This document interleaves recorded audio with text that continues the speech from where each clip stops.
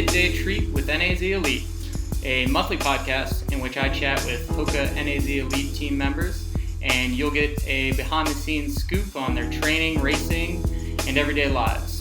I'm your host, Eric Sensman. You can find our monthly podcast on SoundCloud by searching HOKA NAZ Elite, and you can learn more about the faces behind the team by visiting their website, nazelite.com, their Facebook page, Northern Arizona Elite, or their Instagram and Twitter, both at NAZ_Elite.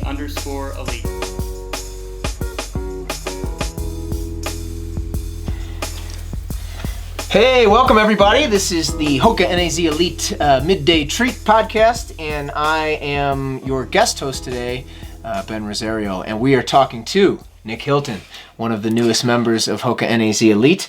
Nick joined us in January along with our new class, Nick, Kia Dendina, Matt Baxter, and Sid Vaughn. We are doing podcasts this week with all of our new athletes that are in town.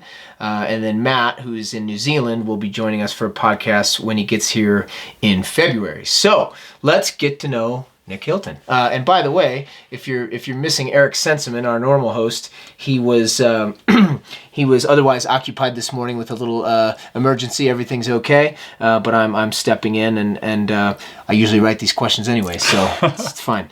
All right, Nick. So you are known sort of as a blue collar guy, and you told me you don't mind the label. Why do you think people think you're a blue collar guy, and why don't you mind the label? Well, I think people think I'm a blue-collar guy because, I'm out there. I work 40 hours a week. I don't come from, a heralded background. I didn't run Division I. I didn't break 16 minutes in the 5K as a high school athlete. Wasn't highly recruited or anything like that. So I think that's just kind of always been what I've done. High mileage, get up early in the morning, get to work, and get my stuff done. So I don't mind it because I don't know if it adds an extra edge or it makes the chip on your shoulder even bigger, but it's just something that I've always carried with me, and it's kind of cool. I like it. Yeah, very nice. Well, let's go back to that Division II thing. So you ran high school cross country in Pennsylvania. Yep. Pretty deep state, pretty tough state. Yeah. And you chose to go to Lock Haven University. So tell us a little bit about the high school career and then the choice to go to Lock Haven. So high school wise, I was, like I said, I ran 16:05. I never finished higher than 26th at our state cross country meet. My best event was actually the mile. I was 8th in the mile as a senior, ran 4:13. That was kind of my far and away best performance as a high school athlete. And coming out of school, I was not necessarily hotly recruited by any local D1 teams or anything like that. I really had it narrowed down to 3 schools when I chose. It was either Lock Haven, Iona College, or the University of Connecticut were my top 3. And after I visited Lock Haven and met the team and talked with the coach, it was such a tight-knit group and such a family atmosphere, and the whole culture was about team culture and about doing things for each other, and that really resonated with me, having come from a similar type of culture in high school. So I think that is kind of what sealed the deal with Lock Haven. And they're competitive. They're consistently top 10, top 15 Division II. They've had some very, very strong athletes in the past, so I think that all of those things kind of played a part in that decision to end up at Lock Haven.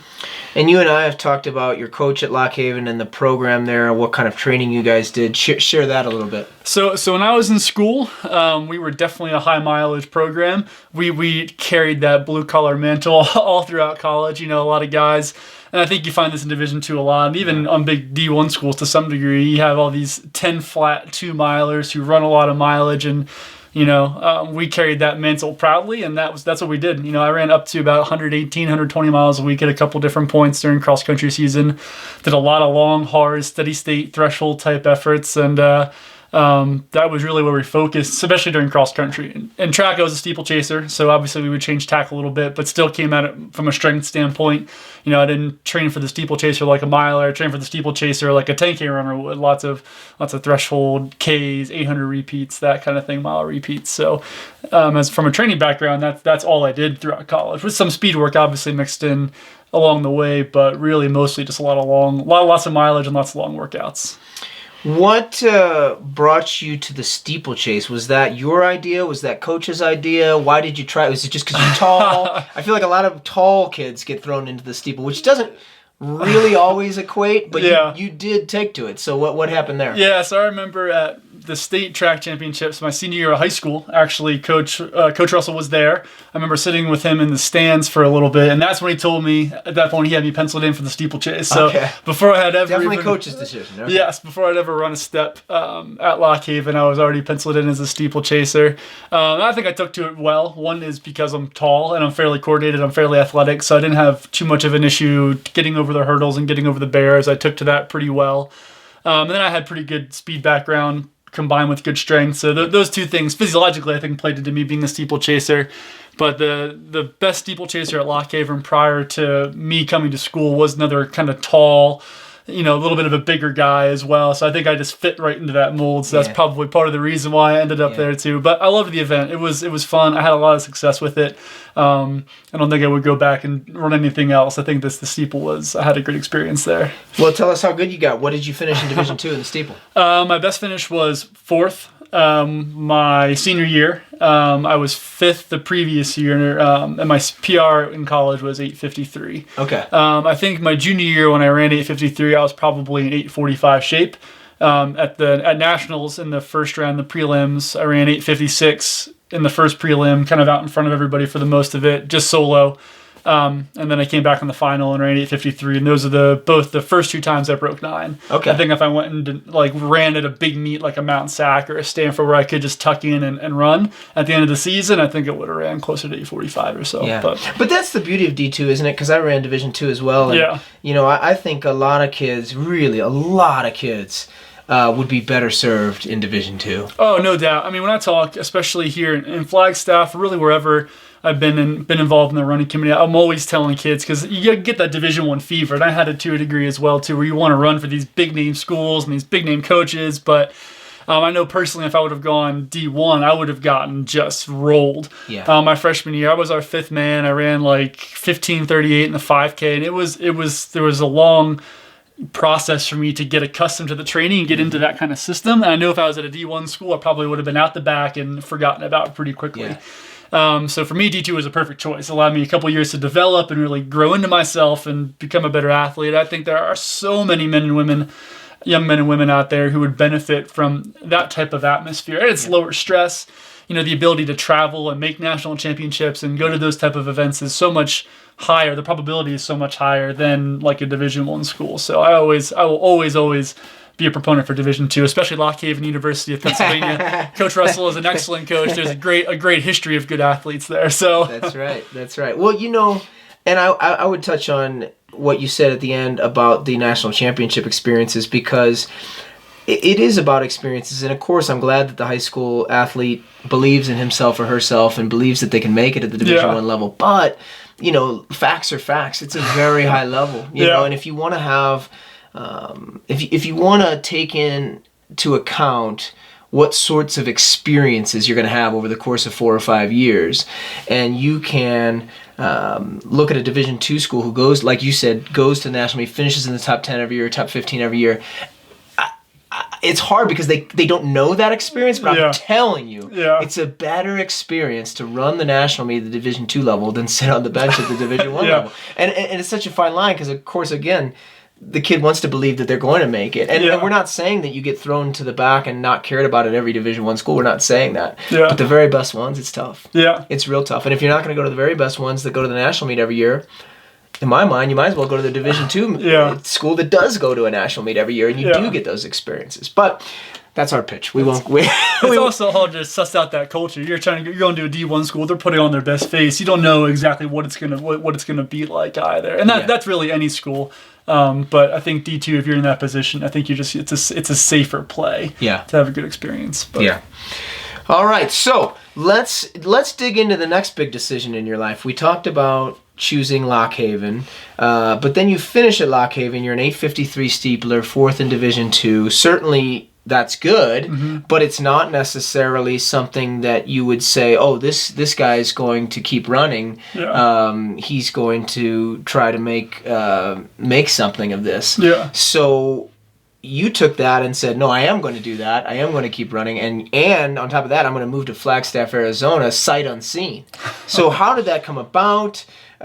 Take us through that, finishing up in college and then deciding to go to Flagstaff. So finishing up in college, I stayed in Lock Haven to finish my degree for like a 5th year. I didn't have any eligibility left, but I was still at school. I was volunteering coaching. I was living with my coach, and I was probably trying to volunteer coach. I was not mature enough yet to really handle that, coaching and working with athletes who I had run with and lived with for 4 years. Yeah. And so that led to a little bit of friction. Sorry, Coach Russell. It definitely wasn't a good time in my life either. And I was a little bit personally dissatisfied for where I was. And so I moved home in that December back to Reading, where I'm from, with my parents. And from there, it was just like 8 months of just being completely lost and having no idea what I wanted to do with my life. I was coaching a high school track team. I was working at a running store back in Pennsylvania, or back in Reading. I was also working at a convenience store. So I was working 3 different jobs, trying to make ends meet, pay my loans, running a little bit, not really being competitive. And I really credit my coworkers at a Running Start, the store I worked for when I first got back to PA, for kind of getting the ball back rolling for me in my head to get back into it. They put together a team for a 10-miler in Philadelphia called the Broad Street Run every year. Yeah. And so recruited me to come be on the team, and so I put in like a mini little build-up for that just to get ready for it. I was doing workouts and more mileage than I had been previously, and I went to that race and I ran like just under 51 minutes, 50-50.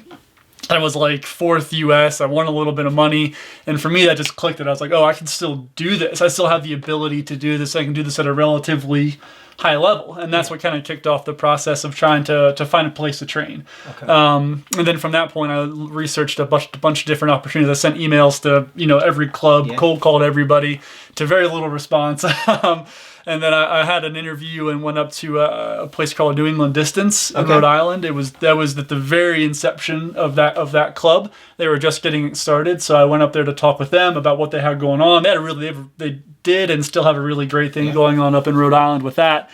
And then a friend of mine, a former teammate at Lock Haven, who's a couple years ahead of me, Ryan Blood, told me he was moving out to Flagstaff. Okay. And so we had done a long distance relay with some friends from State College to raise some money for a cause, and we started talking and kind of got the ball rolling on wanting to go to Flagstaff. And so I was between going to Rhode Island and going to Flag, and after talking with a lot of close friends and trying to figure out what would be the best bet for me, it seemed like I just wanted to take my shot. And, if you're going to be a good runner, Flagstaff was the place to be. So in August of 2012, packed up my hatchback and drove across the country. Yeah. So you get out here and, you've never even seen Flagstaff, correct, but you're giving it a go.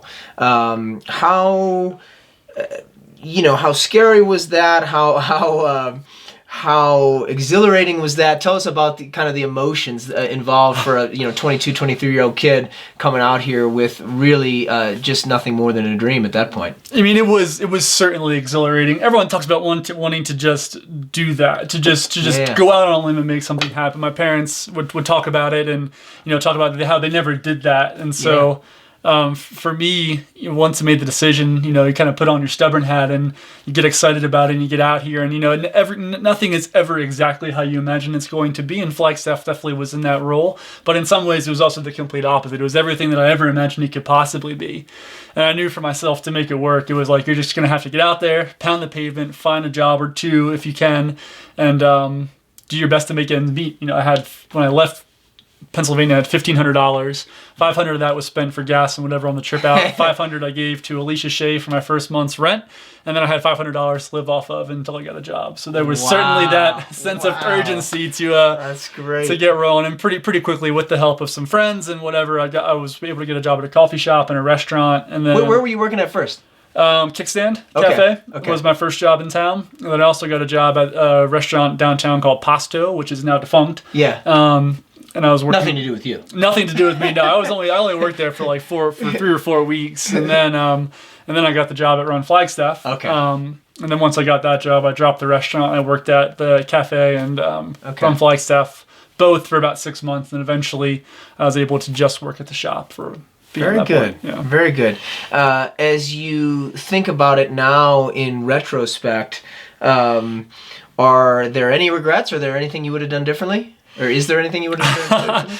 No regrets. It's one of those things like you could always, and hindsight's always 20/20. You could always go back and do things differently. I could have been a better money manager. There's other things I could have done to make my transition into Flagstaff a little bit easier than it was. But if I hadn't done things the way I'd done them, I might not be here in the same sense that I am right now. So while at times it was very difficult, you struggle being isolated emotionally and physically out here in Flagstaff away from all your friends and family, and you go through those things and you make some decisions you wouldn't make again. But at the end of the day, those things that you go through shape the person who you are in the moment now. And I don't think I would change that stuff because, where I'm at now, I'm at the ability to run with NAZ Elite. I'm married with a woman who is way, way, way too good for me. And we have a great life. And so based on that stuff, I don't think I'd change a thing. So. Yeah, that's awesome. It's interesting because we've noticed with the team, or I've noticed, that if you look at the roster now, most of the athletes are kind of from the West-ish. Oregon or California or Utah, Colorado, and some of the folks we've had in the past from the East Coast, and I don't think it was that much to do with us, really, just they love the East Coast. They end up finding their way back there. But not you. So what is about Flagstaff that has kept you here besides your lovely wife, who's from Arizona? Did you ever have, and I don't mean to dig into deep, dark moments, but did you ever have some moments where you thought about going back, some low points? 100%, yeah, especially in that first, 6 to 8 months of being in town, especially before I met Sarah. I met Sarah after being in town for about 8 or 9 months. So in that like first winter in Flagstaff, running wasn't going well at all, and things had dissolved with my coach that I had been working with, and I was, working a couple part-time jobs, flat broke. There was a period of time that I was sleeping on an air mattress. I didn't have a bed or anything like that. So there were some very low moments for sure, especially in that initial period of time where going back home would have been the easy way out.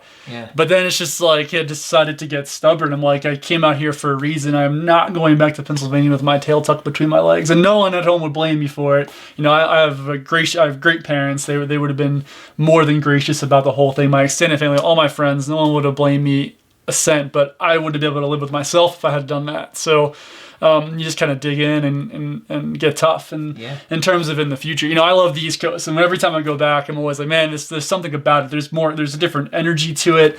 The people are so much different. But I don't foresee us probably ever moving back east unless there were some other circumstances, jobs or anything like that in the future. So. Sure. Well, okay, if I'm going to ask you about a couple of low points, how about give me a moment when things started to turn the corner, and you had a couple of highlights and things that okay, now this is rolling, this is making sense, this is feeling really good. Yeah, that spring, it was spring 2013 when I decided just out of nowhere, because I wasn't having a good time with where I was at running wise. Like, I'm just going to train for the mile.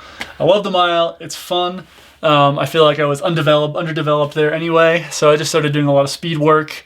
And just trying to race there. At this point I had met Sarah, so I had a little bit of stability on that side of things. Socially was a little bit better, and I started knocking chunks off my PRs. I ended up running like 3:46, which was like an 8-second PR from college, and then 4:06 in the mile, which was a 2-second PR from college, and that was kind of cool. I was like, okay, I've made some progress. Tangible. I feel better about things now. I go to these races, I'm not getting my doors blown off. And then I was like, well, I just want to, the fall. I didn't know if I was going to come back and run the mile again the next spring. I feel like I could go a little farther with that, but I kind of wanted to do a half that fall and just see how it went. And then I started working with, on the recommendation of a friend, Nick Arciniaga, working with Trina Painter. I talked with Trina Painter about being coached. For people to know, she's the coach at Flag High here at Flagstaff High School, also a former pro, U.S. record holder at 20K, ran for McMillan. Twice very close to making the Olympic team. Yes, yeah. So I started working with her, and having that extra structure went a long way. We started doing some longer workouts, and I went to the AFC half marathon in San Diego, and I was like, if I break 66, that would be great. If I can get close to sub 65, that would be great. For the 2016 cycle, sub 65 was the Olympic trials qualifier. And just kind of went after it. That course is very fast in the early miles, so you can really bank some time. And I banked a lot of time, and I'd realized that, crap, if I don't blow up in a million pieces, I'm going to hit that OTQ. And, I get through. I ran 64:41, and there's just a complete feeling of validation. So at that point, there was nothing else that was remotely close in terms of high points to that. I was like, holy crap, like one of my goals was to get to the trials, and I've already done that. So now I'm going to be going regardless. So that was probably the highest point initially early on for sure. Nah, that's cool. That's cool. Talk about working at Run Flagstaff, because you made a point to mention that was a turning point, at least financially, where you could get rid of your second job and just work at the store. And you know, you've continued to work there minus a stint in Tucson, and you're the manager now, and it's a great store and a great owner with Vince Sherry and Sarah Sherry, his wife. Just tell me a little bit about Run Flagstaff and the community there and what that's been like. Yeah, so in terms of just not just a turnaround financially with the shop, I mean, that's just adding a second family, adding a family out west that I didn't have otherwise. And I count Vince and Sarah Sherry as two of my closest, if not closest, friends in town. Practically family at this point. So that also just gave me more people at my back, who had my back a little bit more than would have otherwise. But I mean, Run Flagstaff, and like you just said, Vince is an incredible owner. He's not just looking out for himself and his business, but he has an eye for the whole community, and he's always thinking and doing these events and working with other programs in the community. He has an eye to try and build the community in Flagstaff even more. So being able to work under him for 6 years at this point has been incredible. I feel like I'm learning, and I think I am learning from one of the best guys in the industry.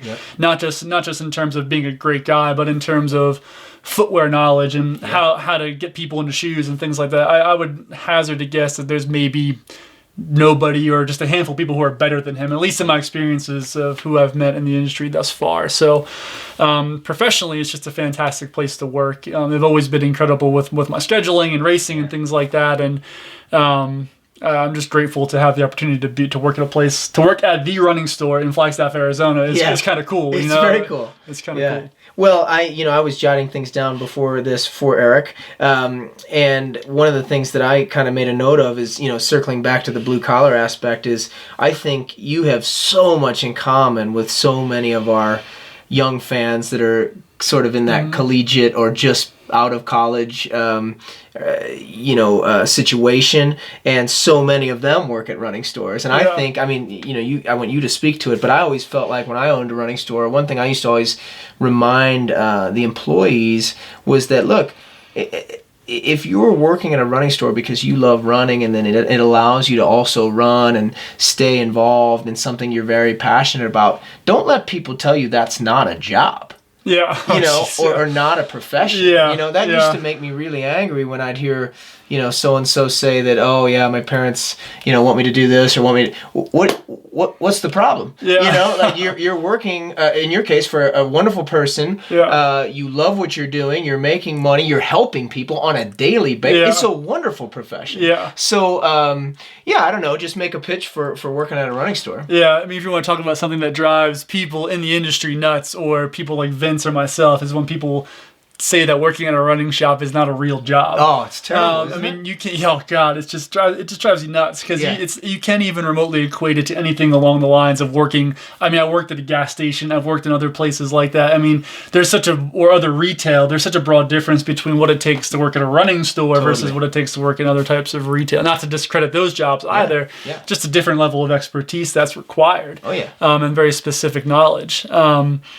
I just lost with the point. Well, no, I was just saying basically make a pitch to people or remind. I mean, you're doing it. You're saying exactly what I think as well, which is just that it's a heck of a profession. It is, and for the young athlete who's trying to make it, I would stress that in some ways people will say there's only one way to do this, one way to be a professional or a competitive runner, and I would stress that that's absolutely not the point. When people talk about, people make a big deal sometimes about these runners who are blue collar or who work full-time jobs, and I've made this point before as well too, but if you were to go down the list of the Olympic trials qualifiers, you're probably about 95% of them are people who work at least part-time, if not full-time as well too. So I came to Flagstaff with this thought in mind that I would eventually become sponsored, and all I would have to do is run. But now it's like, I like the idea of having that something else going on and working in the community and playing a role in other people's lives, and having that on the side of your running. I think you can do both really well. Well, I agree, and of course, on our team, obviously we have some people that are very high level and they're making a living off of running. But even those folks, I'm saying, hey, have something going on in your life besides running. Yes. Get a little bit of a side business going, or take on a little bit of a part-time job.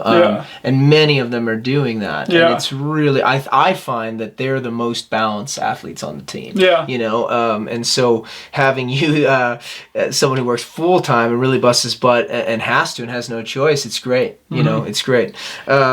So let's talk about that. This would have been less awkward if Eric was asking this question. But how did the opportunity to run for HOKA NAZ Elite come about? So the story is actually kind of interesting. I don't know if you know the full story or not, to a degree, which is awkward as well too, because I'm talking to you about this. Let's do it. Leading into New York, and after kind of the struggles I had with that build up in terms of getting sick and just things not going well, and having been self-coached for a number of years before joining the team, I actually started reaching out to people. So I met with Ryan Hall and others to talk about coaching and seeing where this next thing was going. I was right on the cusp of making a decision when Vince called me just out of the blue. He's like, "Hey, did you commit to any coaches yet?" And I was like, "No." He's like, "Don't. Ben wants to talk to you." And to be honest, it's something I never even considered as a possibility. Even just approaching you as a coach outside of running for NAZ Elite, just as you had your own thing going on. Last thing you needed was just some guy coming in there. So to hear that, and then to sit down and talk with you about joining the team and how it would work was pretty incredible. I mean, I just never expected it to happen, and I say it constantly, and I will continue to say it, how grateful I am to have the opportunity to be able to do this, because something I never expected would happen. So that's cool. Okay, well, I'll tell you my side of it. So, we had, and I've told you some of this, but we had a roster that I was very happy with. Yeah. But things happen, and that's just the way of it. Yeah. And when we lost a couple of athletes for a variety of reasons, it was just a situation where we had to add a couple of male athletes for sure. Mm-hmm. It was starting to be clear that we were going to have to do sort of what we did in the summer with the ladies, where we added 4. And the reason you were one of the first people to come to mind was because I felt like from a chemistry standpoint, you were going to be perfect, because you were going to be a guy, and you've mentioned this throughout this podcast already, that was going to be super grateful, super humble, ready to work, blue collar, chip away, that kind of thing. And then I also felt like from a physical standpoint, you're in basically the prime of your life. You're 29 years old. You're all eyes on the Olympic marathon trials, which we've got a lot of other guys in that same boat. So I thought you were going to fit in well that way. And I really just admired you and what you'd done at Run Flagstaff. So you were the first person I came to out of the 4 people we ended up getting. The other funny thing was I had told Jen, and I had called Vince, and I had kind of been talking to a couple people about approaching you. And that very day, I think, that we met, that article had come out in Let's Run about you, Nick Hilton, blue collar guy, the whole thing. And I thought, oh my gosh, I hope he doesn't think that this is why I emailed him, because I read this article. This was already in the works. But anyway, that was a nice article, and everything's going great. So I'm very, very happy. So what are you most looking forward to about training with the group? Just to let everybody know, it's been not a strange transition, but the thing that happened was Nick was already committed to the Walt Disney World Marathon in January when we met basically and talked, and so he really hasn't been on the same schedule as everybody else, because he came off New York, made a quick turnaround, and ran Walt Disney. So you've only really been able to run some easy runs with the group, not workouts. But now that you're done with Walt Disney, where you finished second place, what are you looking forward to as you begin to come back and you'll get slotted in with the team here? No, I'm just excited to get into energy. Working out with a group of guys who kind of all have the same single-minded purpose is always exciting. Everyone's out there, they're focused, they want to get the things done, and that kind of mindset just elevates everybody on the team. So I'm just excited to slot myself in there and push myself more than I haven't pushed myself in a while, and get back to where I've been in the past and beyond that. So get faster with these guys. Plus, they're all great guys. Like, I like running with all of them, both the Scotts, Sid, Kia, really everybody on the team. I enjoy just being around. They're fun guys to be around. So just getting back to that, team atmosphere again is exciting. I'm looking forward to it. Totally. What have you learned so far, if anything? Obviously, you and I worked together through the Disney segment, but it was only about 8 weeks. Yeah. But anything you gleaned so far? In terms of just how we do things and how it might fit you?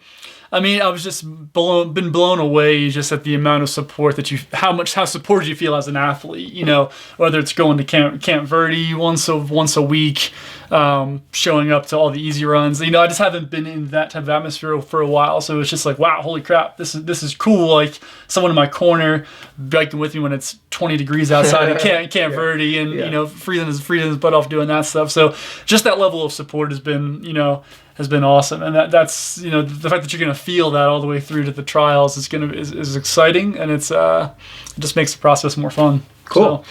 So. Let everybody know what your 2019 is going to look like. We just met, so we kind of have an idea. Yeah. I don't think there's anything we really have to keep secret.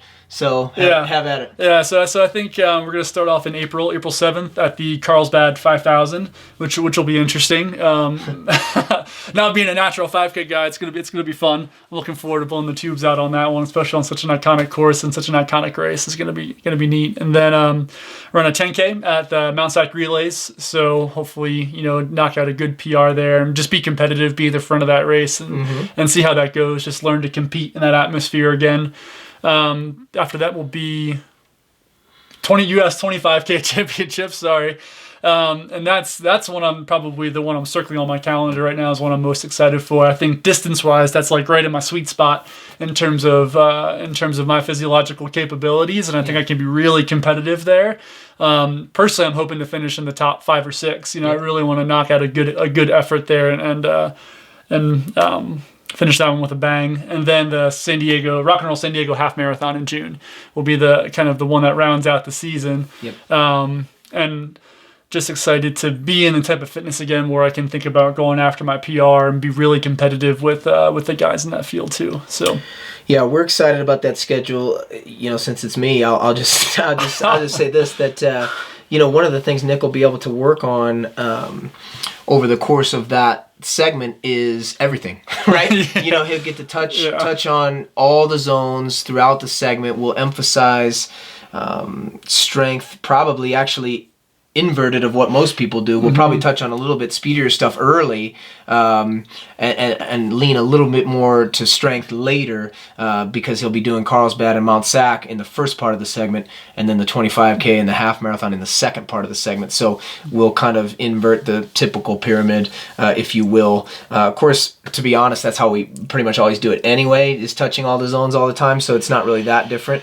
But he will be able to be on the same schedule as a couple of the other guys, which I'm also excited about, because I think, as Nick mentioned, I mean, that's the whole point of the group, right? Is you're trying to get people that are physiologically similar, so you can have that classic, like, 5 guys in a line doing repeats. Like, that's what we did yesterday down at Camp Verde. It was great. So, that's what 2019 looks like. And then I'll finally just ask, and you touched on it 1 second ago, just the 2020 marathon trials. I mean, we don't want to put the race on a pedestal. We don't want to talk about it every day from now until then. We just want to go there and do what we do and take care of business. But when you envision it, what do you think about?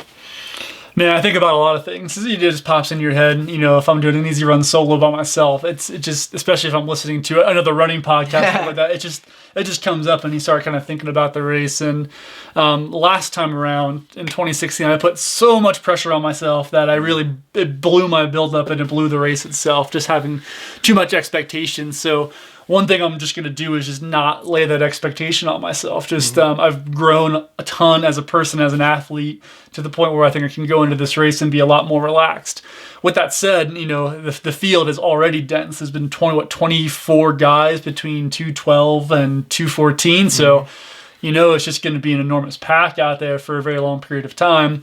I hope to just be, you know, ticking off the back of that pack and running comfortably within myself for the first, you know, 13, 14, 18-ish miles, and then, you know, coming to my own that last 10K to 12K and hopefully really bring it in hard and finish well. So very good. Well, that sounds like a good plan to me.